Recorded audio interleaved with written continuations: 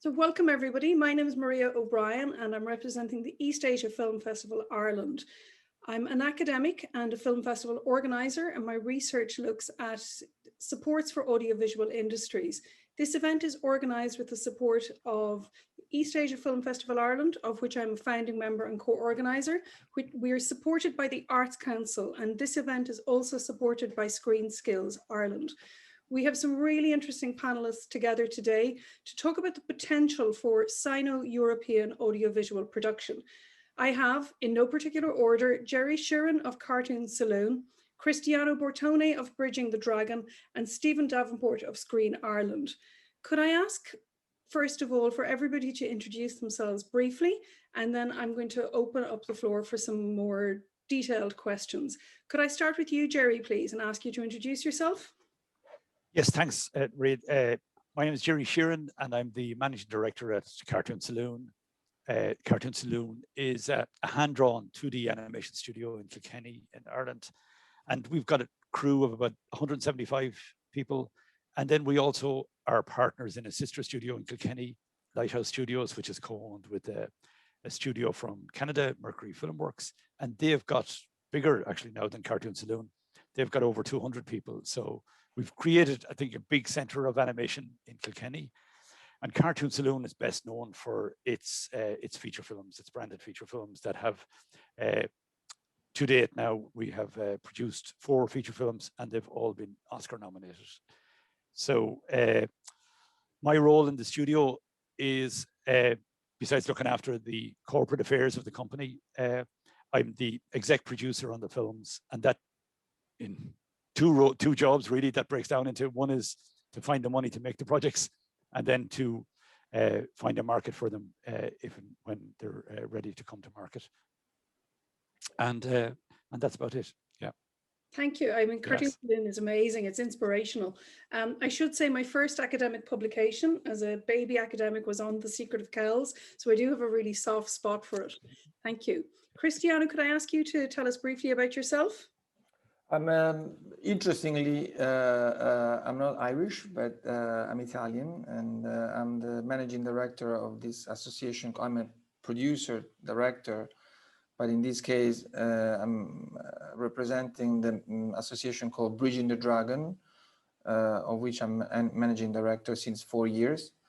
And the association is basically is a platform between Sino-European film producers. We've been created some 6 years ago. In the last few years, probably because China is on many people's agenda, we have become some kind of a crossroad of anything that has to do between Europe and China. We are official partners of Cannes and Berlin Film Market and several other festivals in Europe and China. And we run a yearly project lab. We have an office in Beijing and a base where I'm now in Berlin. And from these 2 headquarters, we coordinate all kinds of interaction, whether it's as I said, official co-productions, but also sales of copyrights, recently remakes, European talents that want to work in China, and in any case, anything which can be beneficial to the Sino-European collaboration. And we have been talking, last but not least, we've been talking with obviously with the Irish institutions for some time. So we have been studying each other. Hopefully, at some point, collaborate, because our original spirit, as I will explain later, is to create an umbrella of different European experiences, so that we are somehow sharing resources, knowledge, contacts, to make this relationship more trustworthy, more fluid, more efficient. Thank you. Absolutely. I mean, film and animation and all forms of audiovisual production are so national and transnational at the same time. So anything that can kind of encourage efficient kind of international co-production is really, really fascinating. And Stephen, last but not least, could you tell us about yourself briefly, please? Yeah, hi. Sorry, my name is Stephen Davenport. I'm the Inward Production Manager at Screen Ireland. Screen Ireland, for those who don't know, is the National Development Agency for the screen industries in Ireland. It's a funding agency. It's a development agency of Irish talent, projects. And my role in there is to promote Ireland as a destination for international film productions to come to work in Ireland, and also to offer logistical support for projects that are filming, Indigenous and international projects that are filming within Ireland. Yeah. I've been involved in the industry for about 25 years, which, from production trainee and working in documentary companies to mainly as a location manager, and then working as production manager and line producer before joining Screen Ireland, coming up to 5 years ago now. My day job is usually promoting Ireland at festivals, internationally, reaching out. We create lookbooks, we create for projects. We will help with support on hooking them up with Irish producers or letting them know what's happening in Ireland, promoting this way maybe with some other state agencies as well. We will link in with that, and we will look at offer them logistical support for when they come into Ireland, and that's not just for international productions, that's also for Indigenous productions, and that's from my experience of being in the industry for a number of years, and that's everything from practical support online to helping access locations to helping identify crew and areas which feed into screen skills for training and areas like that. Thank you for that. Okay, that's really interesting to see. We're all coming at this from very different angles, but have so many different things to explore. So what I'd like to do, first of all, is, Cristiano, I'd really like for you, you've told us briefly at Bridging the Dragon, and every time I read about you and what you do, I'm amazed by how much you do. Could you tell us more about the opportunities for Sino-European co-productions? And I'm very conscious that Ireland is not part of this project. Ireland does not have a co-production agreement with China. We do have co-production agreements with other countries, and I know it's an increasingly significant area of work, which Stephen can talk about shortly. But I'd really like to know where you see the potential in where your project is going and how Ireland might form part of it as well. Well, first of all, I don't know who our listeners will be, and so I'm not sure how, probably different kinds of people, so I don't know how knowledgeable they are of the situation of the Chinese film industry. But basically, when I started going to China some 10 years ago, I witnessed at that time what we may call the start of the new Chinese film market. So the Chinese film market now, probably not everybody knows, is not anymore what it used to be in the 90s, in the year 2000, with the sixth generation of directors of very beautiful artistic films, the Red Lanterns, Zhang Yimou, and so on. But after the opening up of China to the, let's say, commercial market more and more, since 2000, the late 2000, and after 2010, Chinese market grew in a very commercial direction due to the growth of the middle class. So more and more people wanted to, it's like the 60s in Europe. Now more and more people want to go to the cinema, which is a very affordable entertainment. The big cities, it's a synonymous of modern society and mostly young people. So the very huge number proportionally to the size of China. So China's, just to recap, is almost 1.4 billion people. Who knows exactly how many, but let's say around that crazy number, with 250 cities with more than 1 million people population, which is astonishing. 250 cities, around 20 of them with around 20 million and more.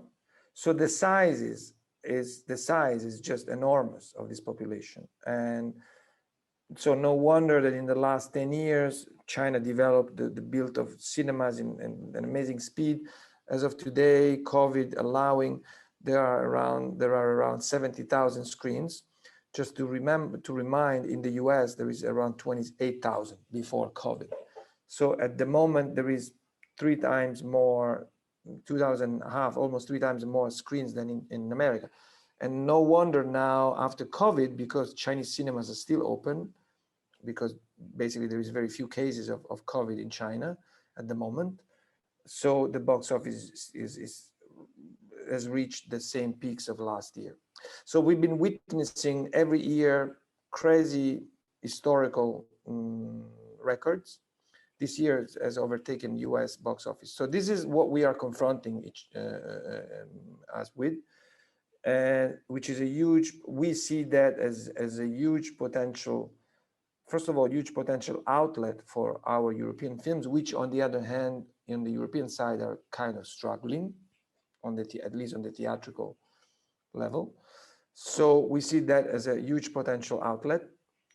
Just to remind again, until last year, this year is special, but until last year, China accounted for the majority, the biggest amount of revenues for art house, even art house European films.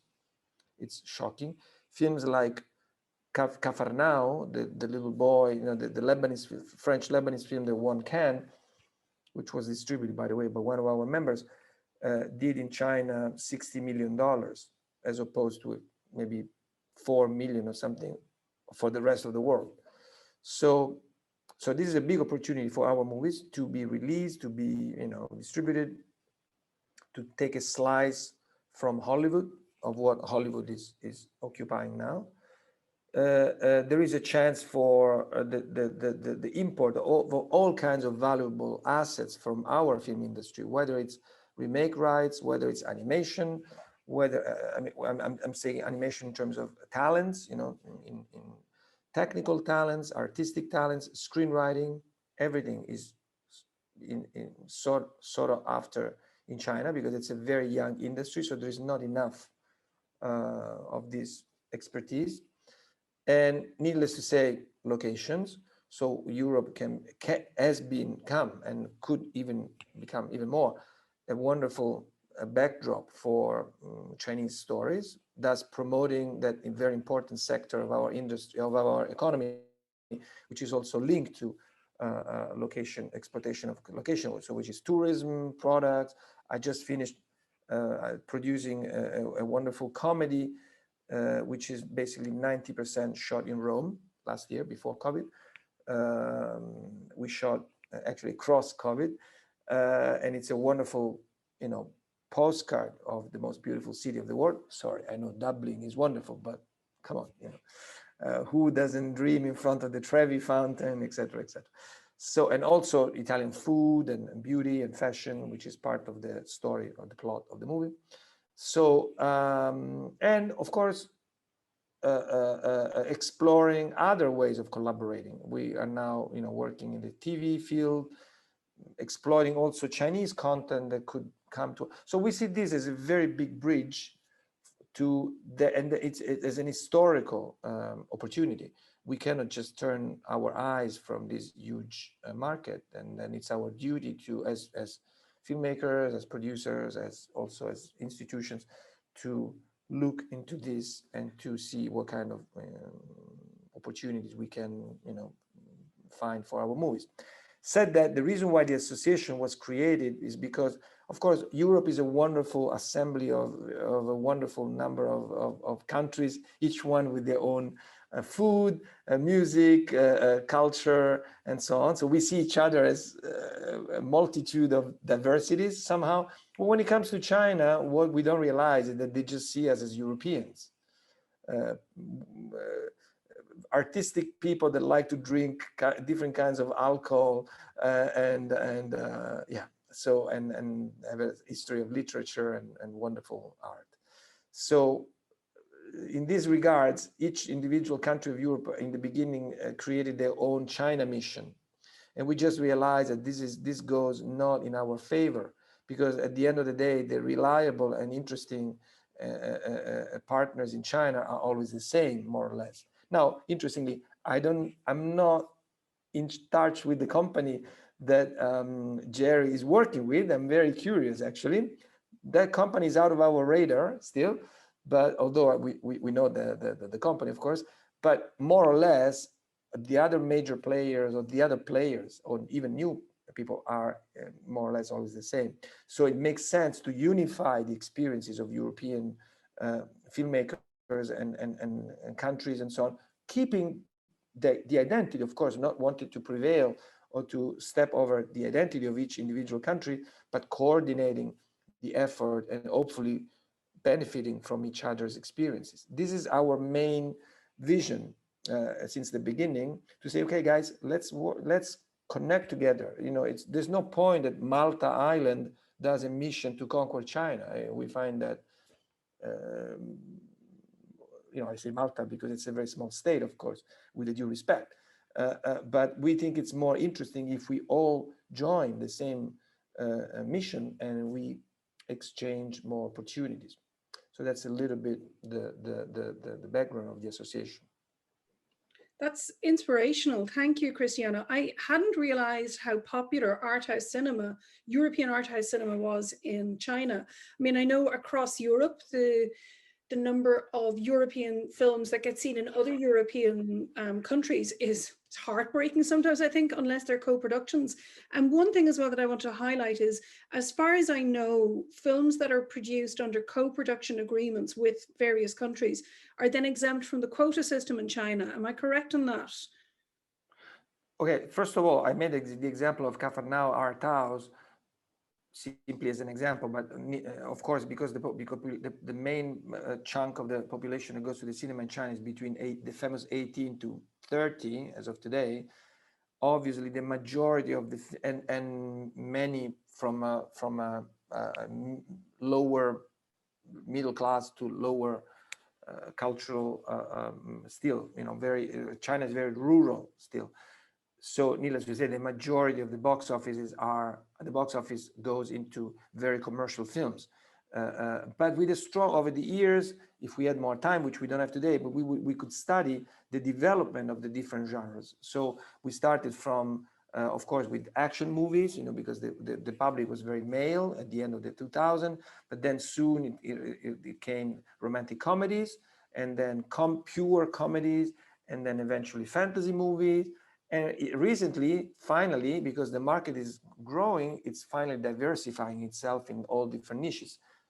This last spring holidays, so for example, the amazing success, unexpected and absurd success of one, I would call it family film somehow, which is called Hi Mom, with some fantasy, whatever, but still, Hi Mom, who made around, now I don't know the last figure, but around $800 million box office for one movie. And it's not even a big sci-fi movie like Wandering Earth.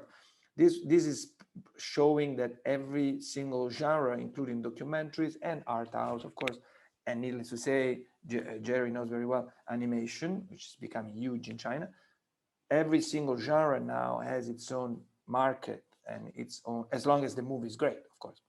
And regarding your question about the quota, in principle, no, I mean, you're right. So a co-production is a national Chinese and in this case, Irish film. It's a co-production between Ireland and China. It's a national film of both countries. That's the whole idea of co-production. So it goes good, bad sides and downsides, let's say, opportunities and downsides as well, because you have to, of course, go through censorship and pass the content censorship from China, which is also a whole other discussion. But at the end of the day, you will get the famous green dragon at the head of the film, proving this is a truly Chinese film. Now, so it overpasses the quota, as you said, because the listeners may know that in China there is somehow a limited controlled number of films which can be imported from overseas every year, which officially there is a number, but actually it's kind of fluctuating.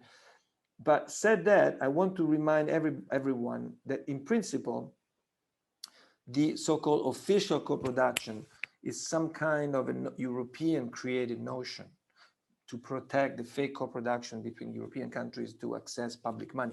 But because in China, there is basically no public money the way we mean it, at least, like with some kind of official calls and support and so on. So most of the money is equity because the films make huge amounts of money. So it's a very commercial adventure. Because of that, in principle, the government is, as long as a movie has some kind of elements linked to Chinese, the famous 1/3. Now 1/3 of talents, 1/3 of language, 1/3 of locations, of financing. As long as there is enough Chinese elements into the movie could apply for the status of Chinese movie, regardless if there is of the fact that there is an official treaty between, for example, Ireland and China. So sometimes we don't have a treaty, we cannot make co-production. There has been many co-productions in countries that have no treaty. So just to make this clear. Well, thank you for But clarifying. everything in China is kind of shady, like not shady, sorry, kind of unclear sometimes, soft, you know. So the boundaries between something and some black and white, like yin and yang, no, there is always a little bit of yin in the yang, a little bit of white in the black. So it's subject to always a certain element of discussion. It's fascinating, thank you. Leading on from that, Stephen, could I get you please to talk about your area of your specialty, which is about inward investment or inward production in Ireland. Why would we want Chinese productions to come to Ireland? What can we offer them? Okay. Well, so it's not just about inward as well as also part of the promotion that we do is talent as well, and I suppose that is the first key kind of sales pitch that I come out. It's the Irish talent that we have here, and it's the expertise of companies like Jerry and Cartoon Saloon. You know, the quality of the product that they're making. You know, as you said, 5 Oscar nominations. You know, it's that, you know, it's that across the board in Ireland, which is you know, okay. The Cartoon Saloon are probably have had phenomenal success, but we have other companies that are doing live action. We have other fantastic animation companies as well. So it's that talent that you have here in Ireland, you know, for a relatively small country, but the quality that we produce is absolutely fantastic. Yeah, we've been making films for a long time. We've had very famous Irish directors. We've, you know, people working all over the world, and it's basically it's that key kind of, you know, not only it's the products that we're making, the productions that we're making, but it's also what the Irish people are going working internationally on as well. We've had like many Irish directors working on, you know, some of the biggest TV shows across the world, you know, for Netflix, for, you know, for Amazon, writing talent as well. So it's you know, it's that key talent to me is the selling point, and it's not just the producers, it's also the talent behind the cameras as well. It's the, you know, our actors are world famous across the globe. I don't even have to go into them as well, but we have like you know, first class cinematographers, first class costume designers, set designers, you know, people even construction. It goes on and goes on. It's the quality of the crew base that we have, and it's taken a long time to get there. Like, we haven't just been doing film productions for the last few years.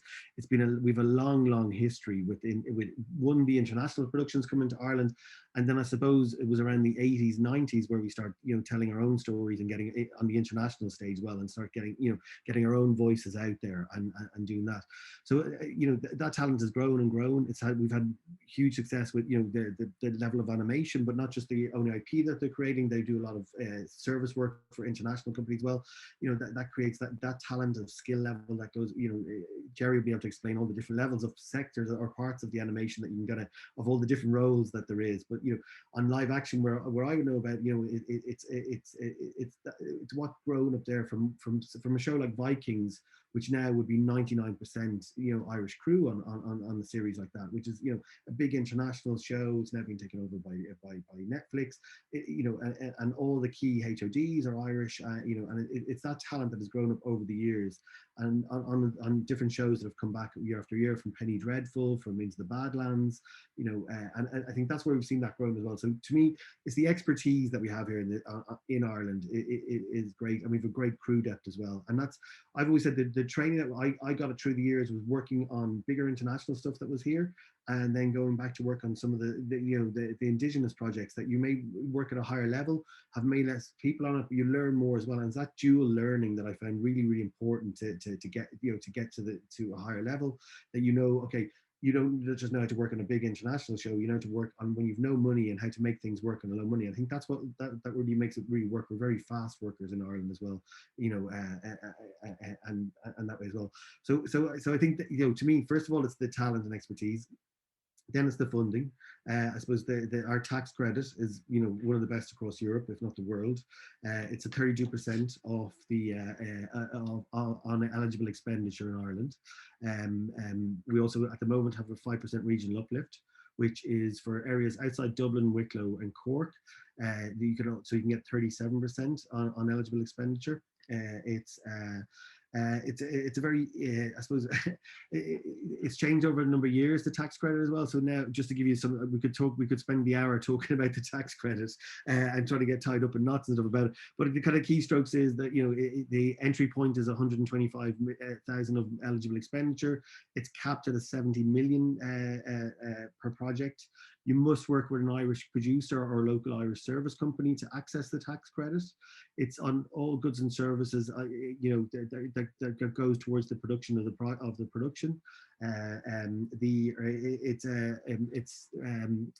It's basically a boots on the ground tax credit. So it's while people are working in Ireland. It's above and below the line costs on cast, crew. So it's regardless of nationality, as long as they are physically working in Ireland on the production, they will qualify. It's also available on animation, VFX, post-production costs, so you don't have to physically do live action filming only. It's available on the other services as well. It's music, sound, all of those items qualify if they're done in Ireland. I'm trying to think some of the key other facts of it as well. That there's sorry, I'm trying to give you the key strokes, not go into too much detail about it, in the sense that there's no annual limit of projects per year. It doesn't run out. And it's paid by the revenue commissioners. So there's no kind of like other tax credits in the US and stuff. It works in a simple system. So it's basically based on per project. Yeah. So I don't know if you want me to give into more detail about the tax credit, or is that enough for everyone to digest? We have lots of information on our website and areas like that if people want to take a look as well. Absolutely, I'll share more details. I mean, I think this is, I think what's really fascinating about the multiple resources, like Ireland has so much to offer, from our locations and our scenery, and then the very pragmatic things like the tax incentive as well. I know there's a 70 million cap on it, and I know there's been calls to increase that at various times. Do you think that will increase from your own perspective? Do you think it should, and do you think it will? Because it's not a lot for a large production. Yeah, but there'll be very few productions internationally that would work at that kind of level, in a sense. So you're talking about a very small number of projects that would be reaching, that 70 million spend cap per project as well. So we are starting to see where we've gained a lot of our skill level that's been building up over the years. So we've got a lot of international recognition for the shows that we're making here in Ireland. And so we're starting to see much more bigger international TV series locating. And we're still to attract a full Big Ten kind of pole movie, in a sense, like a big Marvel franchise like that. And it's really only those projects that are on that level. Now, Jerry might be able to tell me if there's more on animation as well. Are animations, that project around the world, hitting the 70 million cap? Or that's actually a fascinating question. Okay, Jerry, could I ask you to kind of talk this? I know you've experience of actually working on productions with China, but also to address this thing about the cap on the spend on an animation as well. I would think it wouldn't reach 70 million expenditure, but maybe it does. It have gold. Not for us. Yeah, we look forward to the day when we're submitting the 70 million euro budget to the film board for assistance. But certainly the US studio films well above that number. So anything that was coming from Pixar or Blue Sky or DreamWorks or Disney Feature, yeah, absolutely would be in that frame. And I suspect that maybe Netflix are thinking about that as well, because they have some pretty big budget stuff in development in their own animation studio hub. So it's getting there. I think we work back down at the Cartoon Saloon level, and the sort of films we're making, I think we've a bit to go yet before we'll start. Before we have a lot of other things to do before we campaign for an increase in the level, I think. So yeah, it was interesting. we'll walk you through their sort of history, the brief history we've had with China, which has started in 2015. And it really has followed on then on each project that we've done since our first one and since our first entry into China. Our involvement on the ground has grown, and our network of partners has grown, and everything that we've got from the market has grown and become more important to us. So it started by accident with an invitation to screen Song of the Sea at the Beijing Film Festival, and in 2015. And at the same time, we were in discussion through our sales agent with a potential licensing deal for China. And we just jumped at the opportunity to go. We got an invitation to send 2 people with the film for screening, and myself and Paul Young, one of the other founder members of Cartoon Saloon, went. And we really haven't looked back from that moment. You know, we went there. I was very keen to discover how we might find a way into the market. But really the whole experience was great. Song of the Sea subsequently was licensed for all rights, including the theatrical there, and did release eventually, probably 18 months later. So at the end of towards the end of 2016, eventually got released, going through the regulatory process for approval through the quota system, number one. But in that intervening time, while all of that was going on, we continued to, in particular, we continued to travel over and back to China to meet with our partners, to bring the film to other festivals.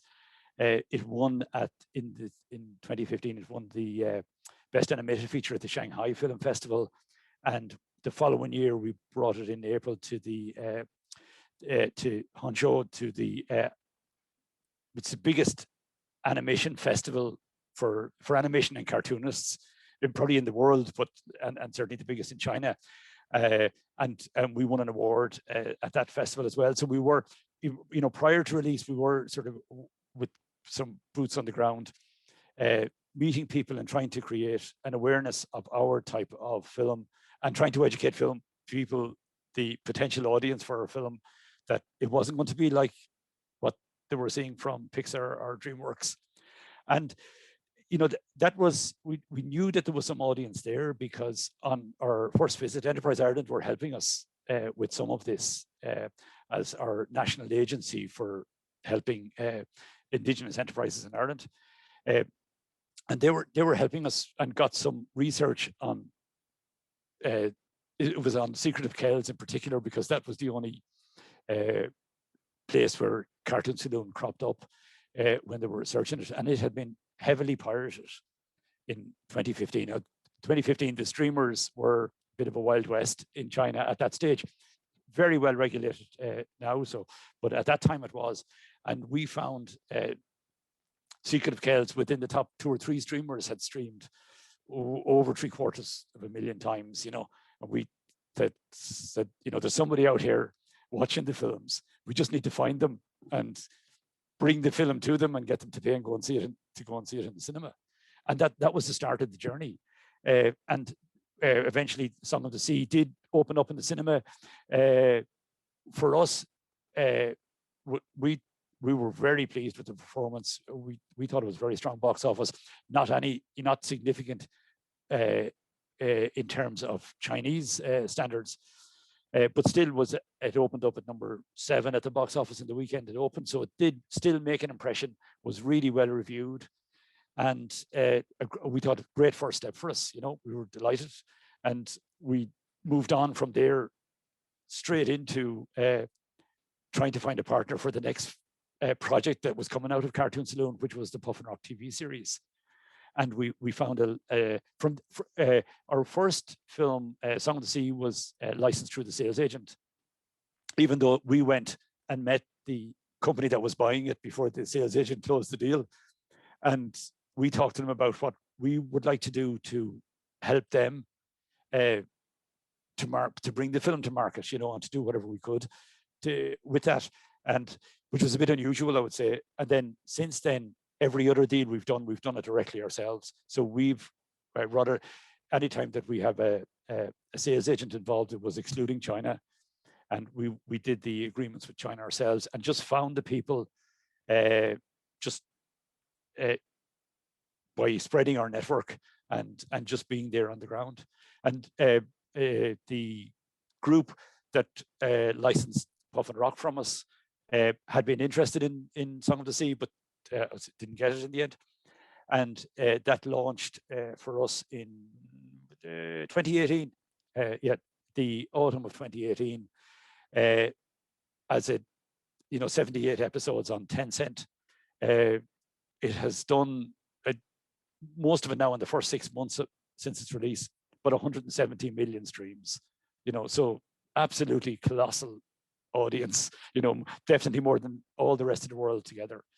During the same time, we licensed The Breadwinner with the same group to CMP, and went through the same torturous, I would say, regulatory approval to get it through the censor and through the quota system.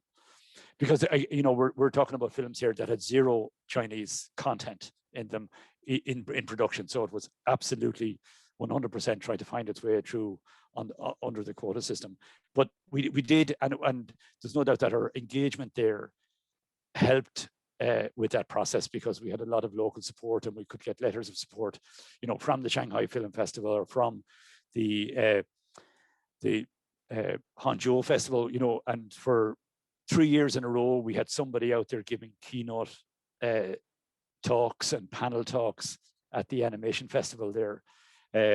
So when Breadwinner was eventually theatrically released, did, I would say, not as good as Song of the Sea in terms of theatrical box office, but still opened up in the top 10 of movies on the weekend that it opened. And we thought it performed very well. And, we also did a lot of engagement with colleges and universities on a whole range of levels. So anytime we had anybody out there, we offered to do workshops at media colleges, at the Beijing Film Academy, the Animation Academy and the Beijing Film Academy, at the Shanghai University. And I spent over a year on different talks with an MBA group there. And then we had an MBA group from Shanghai University come to Ireland on a trip and come to Kilkenny with us, that was organized by the embassy in Beijing, the Irish embassy in Beijing. So we found that was the sort of thing that helped us broaden our network and got us to meet. We were getting introduced to better and better people, rather than, I would say, the first visit where everybody we met was the best distributor or knew the best people in the government or knew the best people in the national agencies to get us through the quota, where we just found we begin to find the right people, I would say, and people that we continue to work with. So we then found, through a mutual introduction, a company in Shenzhen, VMP, Virtual Power Cultural Media, that pre-bought Wolfwalkers, in 2017. Probably, I think we contracted with them in 2018, for a film that they weren't going to have for 3.5 years, and will only be released now we hope in May, because it's still on its journey through the regulatory regime and still looking for the okay for that. But that has been all in all a really good experience. And for the first time now, we're actually doing an on-the-ground co-production. So back on Puff and Rock, we're producing a Puff and Rock feature film between ourselves. Dog Ears from Derry, so it's a Irish UK Chinese co-production. And when we started this, the plan for this, there was an existing UK Chinese treaty, and then we can marry the treaties together. So we can co-produce with the UK under the European Convention. The UK can co-produce with China, so we can put the two together and have a three-way co-production like that. Unfortunately, it didn't work out because the film, despite the fact that the the budget was pretty evenly spread, with 1/3 of the spend in each territory. The Chinese authorities rejected the application on the basis of insufficient Chinese content. You know, I mean, it's hard. Puffin Rock, if you know the property, it's a preschool nature program, you know, with the animation around puffins on a rock off the sort of southwest coast of Ireland. So everything about it is very Irish and are very native to the flora and fauna and the bird life that's there, and was really hard to, you know, shoehorn in Chinese elements to it, either by location or by character or the typical things where you might seek to do that. So unfortunately, that even while we were, you know, maybe 1/3 of the way through production, and production obviously got delayed all through 2020, and it's not going to be, the film itself is not going to be finished now until the end of this year, where it should have been finished around now because of COVID. It's an unofficial co-production, but with no, it will have no status in terms of the Chinese element as being Chinese content. And sobering enough experience, you know, that, and we did keep that risk. You know, we knew about that risk at the beginning when we started into the production, and the Chinese partner was okay with that, and saying they were hopeful but not certain that this might happen. So we were prepared for that. But the downside of that is that it's not Chinese content. It will, when eventually it's completed, it will have to go through the application and regulatory process and be a foreign film imported into China. And that also has a financial impact in the share of the box office that this local distributor will get, as against what it would get if it's a Chinese content or, you know, a local production. So there's a hard financial impact on that arises from that co-production status. So we would have been always in favor of and have been lobbying with the film board for the Irish-Chinese co-production treaty. I was, but your Malta example was funny, Cristiano, because we've been trying to do that as the Malta, you know, to again to go out there on our own to do that, because it's in our business interest and in the interest of the partners that we're working with to try and have that official status.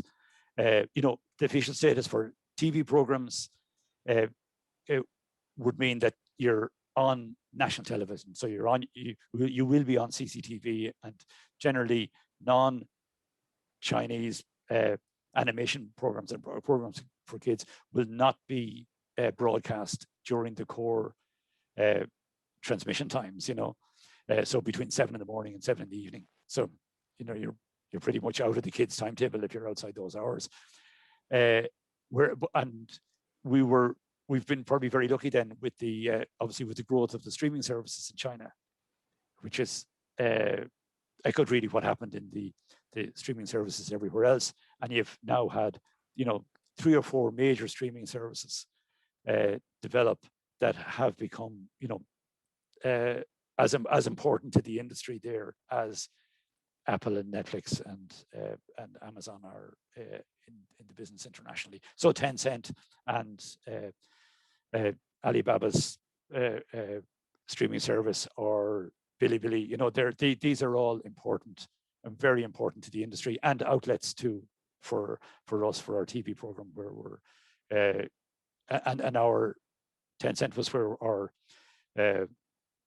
TV series was, and Alibaba Films released the Song of the Sea film theatrically, and then their streaming service had the streaming.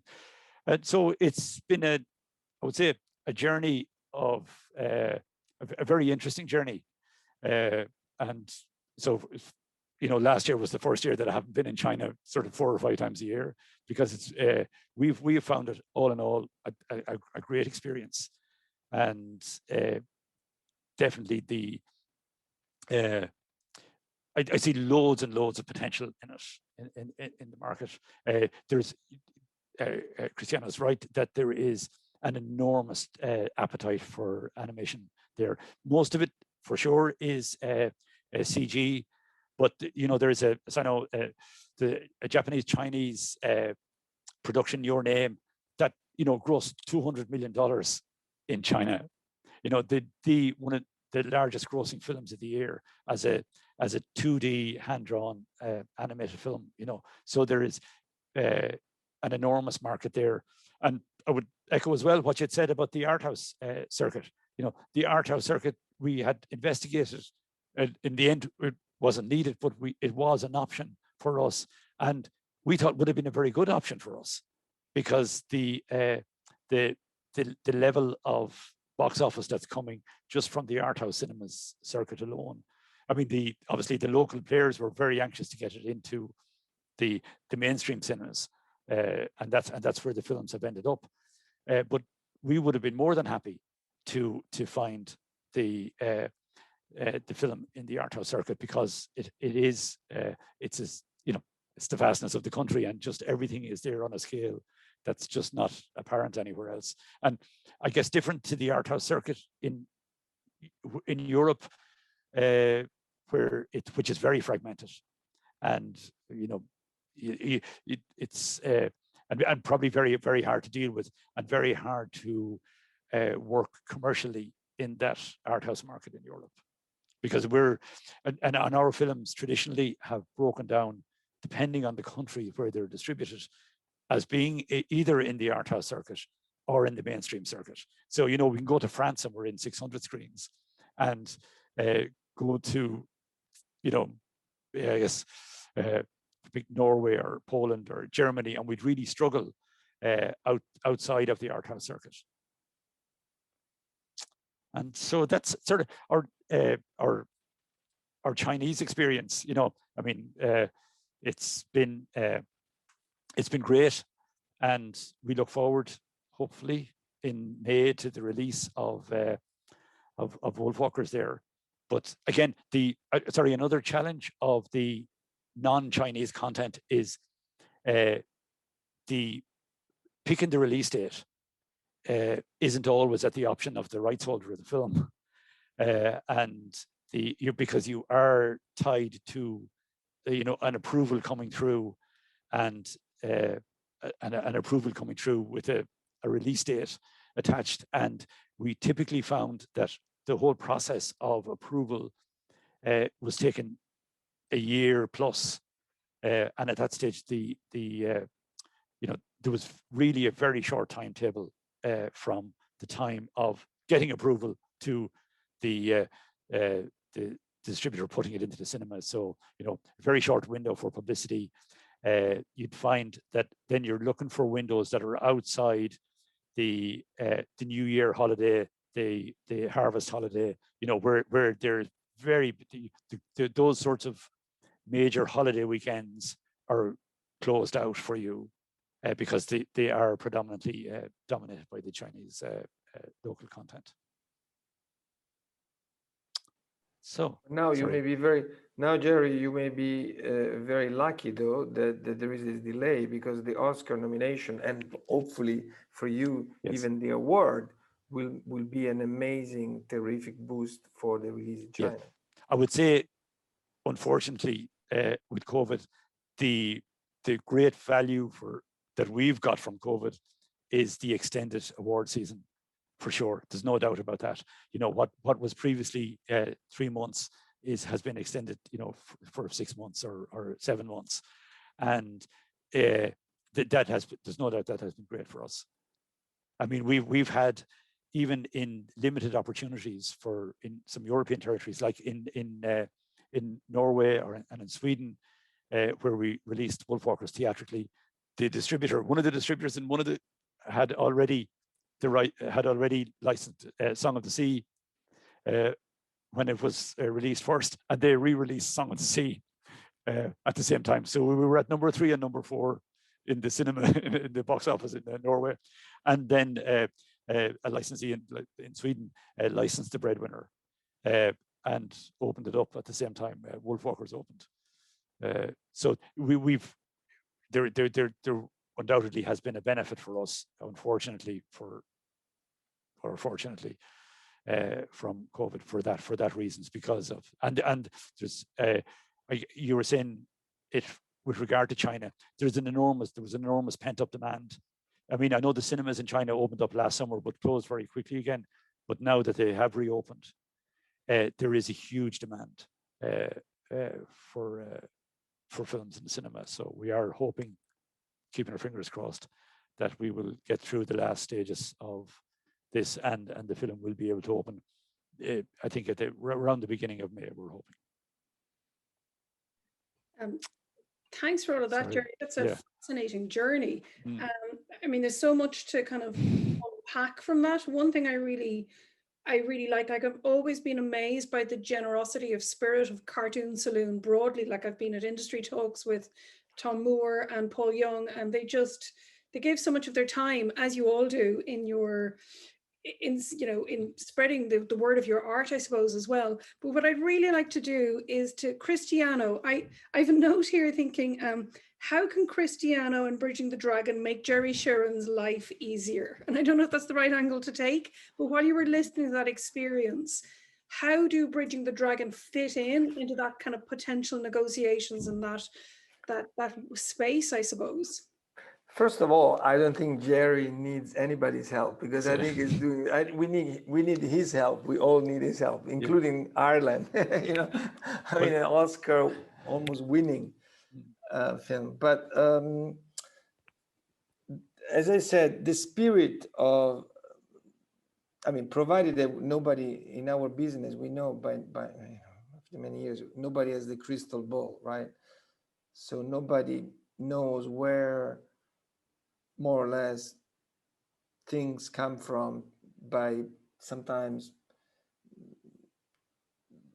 destiny, or encounters, or, we're speaking still of an industrial sector which has a great deal of artistic elements and human elements. Said that, and truly, I mean, Cartoon Salon as a track record and I wouldn't say how we can benefit Cartoon Salon. The philosophy is another one. How we can all benefit from each other, how we can create an environment where, and I always give an interesting example. Some of you may know this film called Invisible Guest, which was a Spanish thriller, 2 years ago. Actually, maybe by now I lost the sense of time. Maybe 3 years ago or something. And this film was also a very successful release in China. It did around $28 million. And after, and thanks to Invisible Guest, there was a whole wave of interest from Chinese buyers and from Chinese distributors and producers, whatever, for A, Catalonian films, B, Spanish films, C, most generally European movies. So as I said, they don't see us as Irish or Spanish or Finnish. I live in Germany, so I am subject to the prejudice of German people against Italians. You guys are lazy, you guys enjoy life, whatever. So there is cultural difference which amuses us all the time. But for Chinese, that's not the case. They just look to Europe and they just look for talent. So in this sense, the community we put together is not only to on the first level, is not necessarily to help somebody specifically achieving a specific goal, as much as creating an environment where ideas can travel and unexpected opportunities and unexpected contacts could be ignited. That's a little bit, I know it's a little bit philosophical, but really this journey is very pioneering, You know, it's the long march, to make a metaphor, you know, and as Jerry knows very well. And it's full of little corners which have not been explored yet, contractually, legally, permits, people, whatever. I almost, even myself, I daily struggle sometimes with some new, whatever, regulations, so many different, because really China is a little bit like, for us, it's a little bit like Mars. We don't understand the language, we don't understand the culture, we don't understand the content, and it takes some time. Said that, I have to say truly that our headquarters, I mean, not to advertise ourselves, but which, you know, nobody cares for, but truly our headquarters in Beijing left many of our members and colleagues sometimes surprised. Now, I don't know the specifics of the deals of Cartoon Saloon, which I believe they're fantastic, but we're speaking again of an Oscar winning company. But I wouldn't be surprised if anyhow our team could also support companies like I mean, let's not forget that Walt Disney produced a wonderful film last year called Mulan, which flopped dramatically. Why? Because the whole thing was wrong, and even Walt Disney couldn't understand why, in terms of content, perception, point of view, and so on. So to have somehow to be part of a group of people and have a Chinese speaking smart team based in Beijing can truly be beneficial to whatever need even a company like Cartoon Saloon may have, and whatever other Irish company or European company. I give a little example. There is, I mean, without mentioning the name, there is a big German company that sold the remake rights of one of their successful movies to a Chinese partner. And they, interestingly, they sold for a great deal of money. I would say more than the average market price. And we were all surprised. They're our members. And we were all surprised. We said, this deal is quite peculiar, because they consulted us. You know, we consult our members. So they said, what do you think about this offer? I said, this is very, very high. Ah, wow, but let's go for it. I'm like, okay, sure. But you know that when there is an offer which is too high, there is, in any case, there must be some kind of explanation. Whatever explanation there is, including these people are naive, the buyers, it's not necessarily a good explanation. Said that, the company didn't pay for 1 year.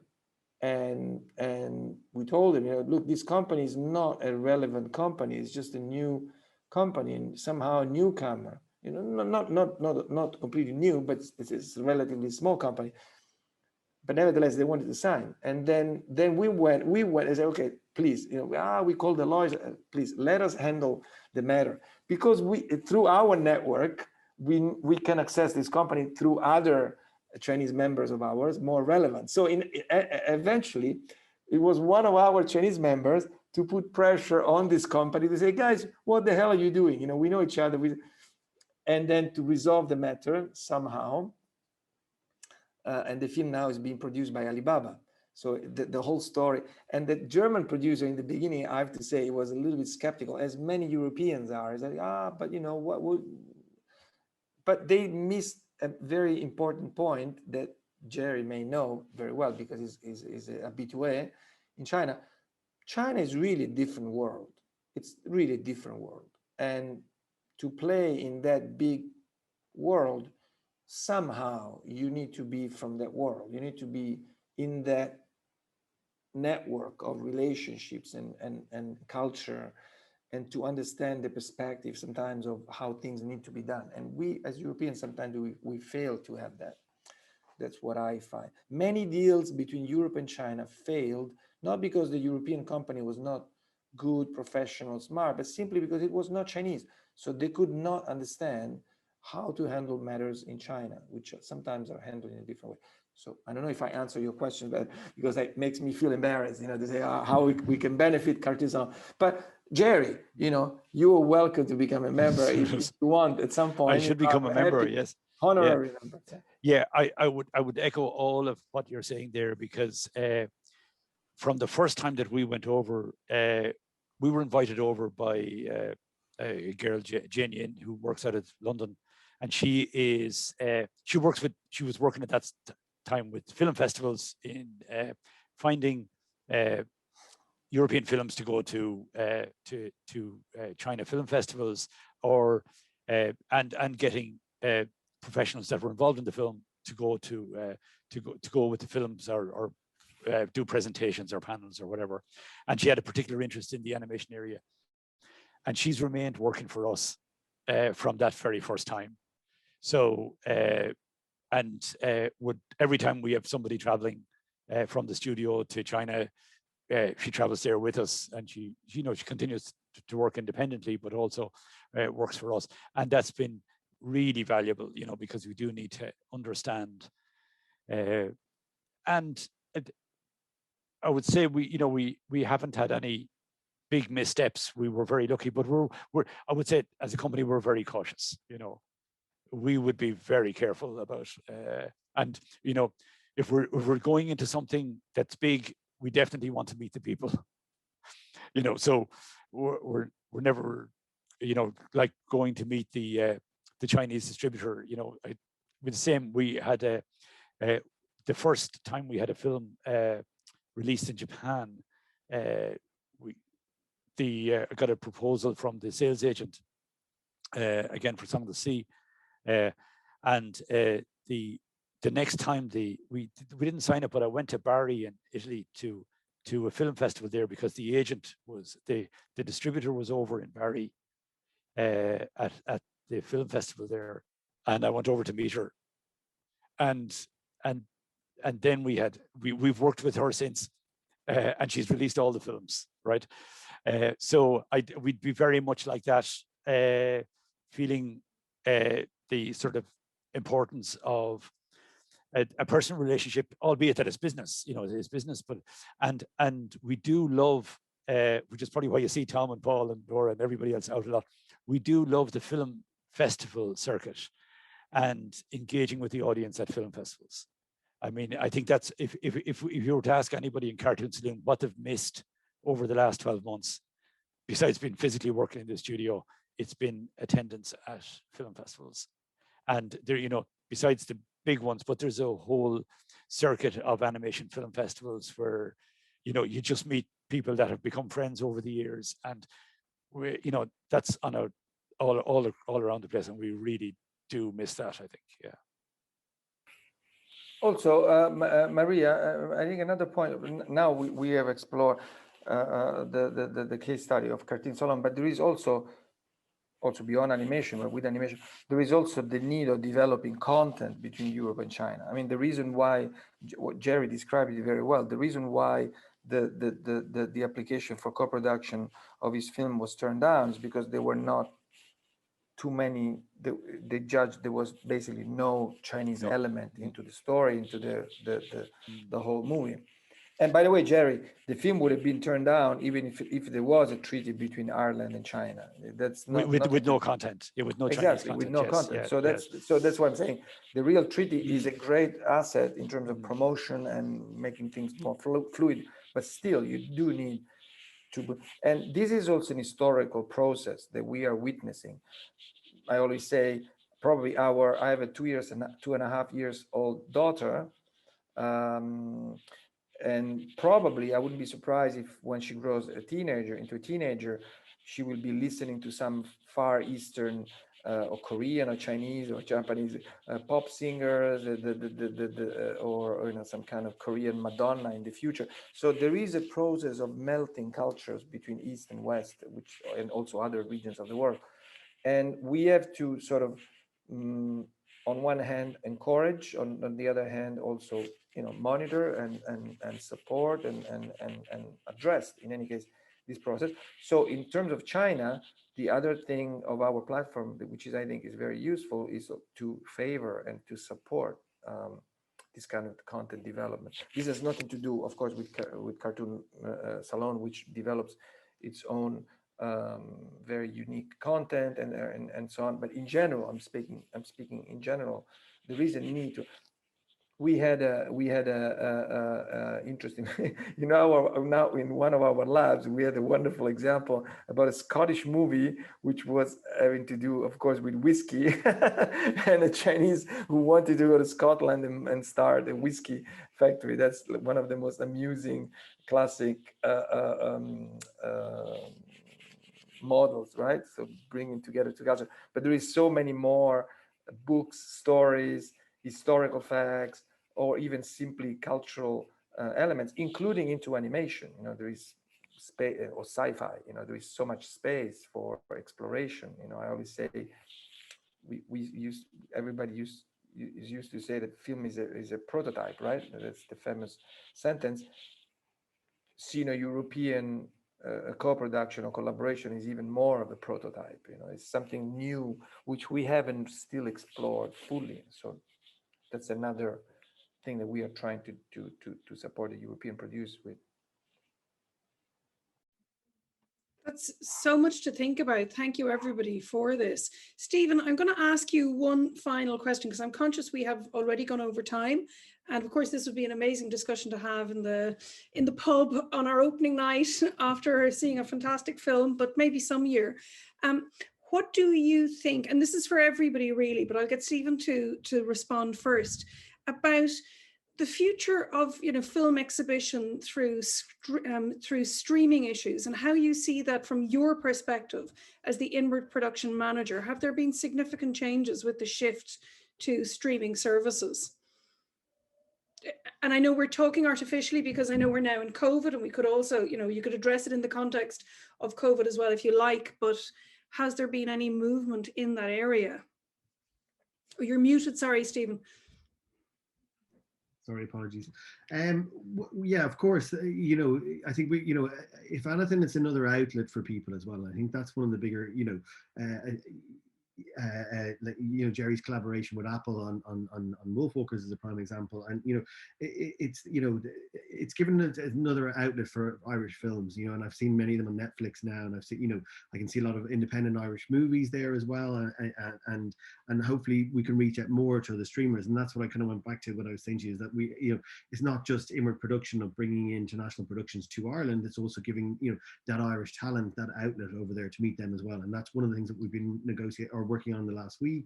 We've been meeting with all the streamers internationally and all the big studios over there, and it's also giving them some of the we've created brochures from our slate companies and additional animation companies that work with EI as well. We've collaborated with them and showing them what is happening in Ireland, what is developing here, who's doing what, and what's going on. So they are looking for content. And I think that when we see what happens with the AVMS directive and all the other side of the things that's happening towards Europe, that's going to be a great opportunity for Irish producers and Irish productions to get another outlet as well. So I think that's a huge benefit as well.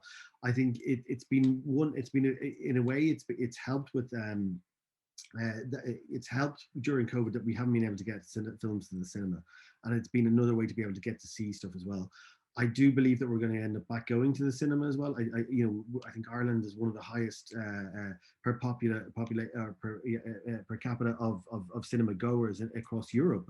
So I think we are going to, you know, there is going to be time. And I think people miss it so much. I know that I personally have really missed being able to sit down in that quiet for an hour and a half to 2 hours, have no interruptions, not having, you know, having to do other things. You know, having I don't have a 2.5-year-old, I have a 5-year-old, so it's been great watching animation stuff with him. But I think that's the only thing I've been watching. I haven't watched a proper movie apart from a kids movie in the last year, I think, at this stage. So it's kind of so it is that opportunity, and it's also the opportunity for TV as well. We're developing more TV in Ireland now as well. It's getting them out as well, episodic stuff as well. There's definitely much more opportunity with it, but I do really want personally is for the return to the cinema, to, you know, to see what that's gonna, you know, when we get that opportunity, and to do that, it's not just the social thing. You'll go with some friends, it's a date night, it's all that bit that you just can't get from the experience at home. And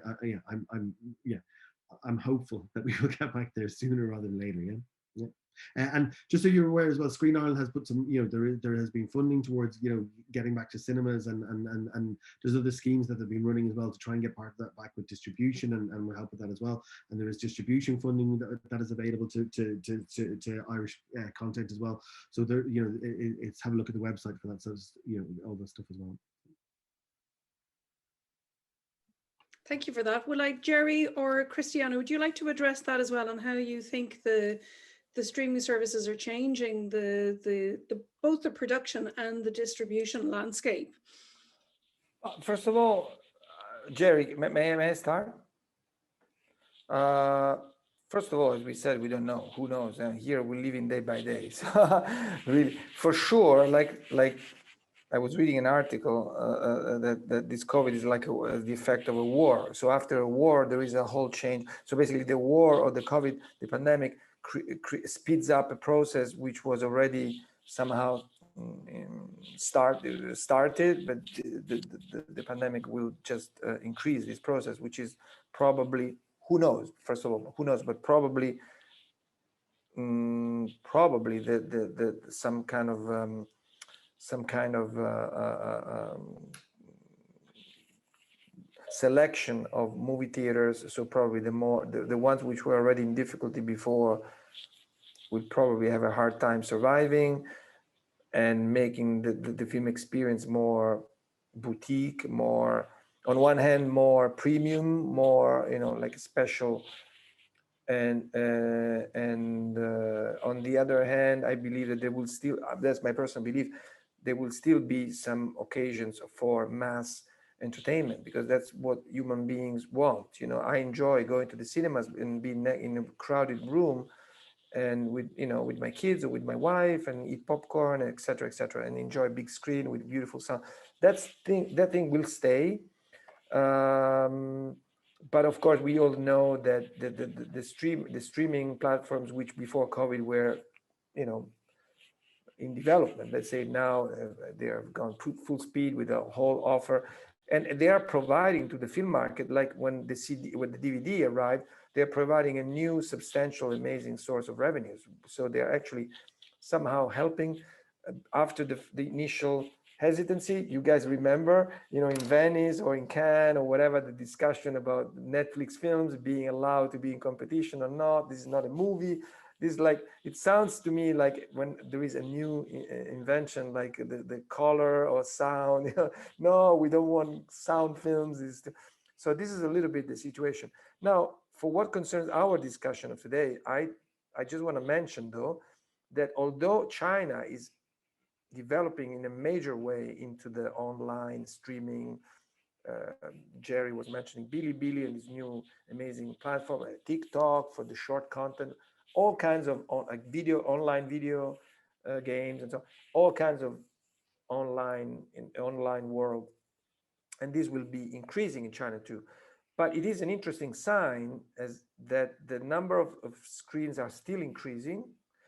As I said, the last season, although a lot of people were concerned, was a record again. So that shows that regardless of the massive development of all the other platforms, still theatrical in China will be very strong for the next few years. And that's, again, probably because of a massive, the number of the population. So for us, Europeans, still the theatrical market in China has to be strategic, at least for the next decades, years, whatever. We don't know. But that's something we should keep strongly in mind, And Netflix is not in China, for example. So it's interesting that, many shows are worldwide distributed on Netflix, but in China they come, like Wolf Warrior, for example, they may come strongly in the theatrical way. And Jerry, I wish you the best of luck. I think your film really has a chance to go into, I'm not aware of the previous movies, how much they made, because interestingly, you guys know this Italian movie called Perfect Strangers, right? This was a big success, and the film which was mostly remade in the history of cinema of all times. They did all kinds of remakes, including Turkey, and interestingly, they did a remake in China. So when the original film was released in China, it made $5 million. So in Italy, we had all the newspapers saying, big success of Italian movie, $5 million in the Chinese market, which for Chinese standards, as Jerry is very small. They barely recoup the distribution money. But when the remake was done in China, it hit 80 million. And that was a big success for an adaptation.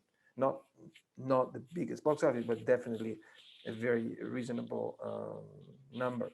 So the numbers are still very, very big. So, and that's a very comforting, I mean, it's a very positive opportunity for us, basically.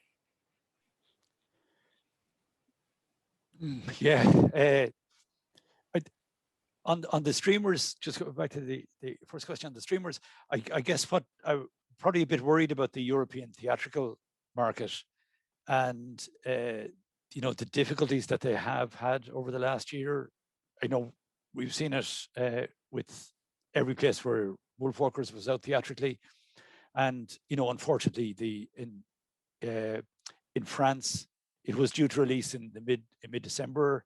It you know, the Friday that the whole place went into lockdown, you know, the distributor haven't spent all that P&A money to get a launch ready, and it was all ready to go, and now it's postponed, and probably postponed until October, November of this year. You know, and I'm not sure how they're going to cope with that financially, or the individual distributors are going to cope with that financially, because that's going to be very hard to come back from, and would be worried about that. And you know, it's we were on the fringes anyway of the theatrical market, so we wouldn't like it to be contracting in any way, because we think that the theatrical market would still want to have the theatrical market and the benefit of the streamers. The streaming services have been fantastic for us, because we're a niche film in a particular market, and you know, that over the top capability to get right to your consumer, you know, and this streaming has made that possible, you know. So you know, and we've been very lucky that we've worked with the biggest streamers in the West, and we've worked with the biggest streamers in China, and so timing from our point of view was perfect. And we were also benefit from the fact that China closed its borders, if you like, to the Western streamers to allow the others to develop, and they've become giants in China now. So and it's become well regulated as well, as you know, and there's piracy protection and all of that now. We're not something we're overly concerned about. So you know, streamers are great for us, and we've been benefiting from the success of the streamers, and we've really strong partners in the films. But at the same time, we would definitely not like to lose the cinema experience, and that's yeah, you know, I think that supporting everybody going back to the cinema is very important. Yeah. Thank you for that. We have obviously gone way over time, which thank you so much to everybody for your amazing insights. It's just been fantastic to hear from on the ground, from the Irish practical supports as well, from the philosophy, I think, of Bridging the Dragon, which is a fantastic organization.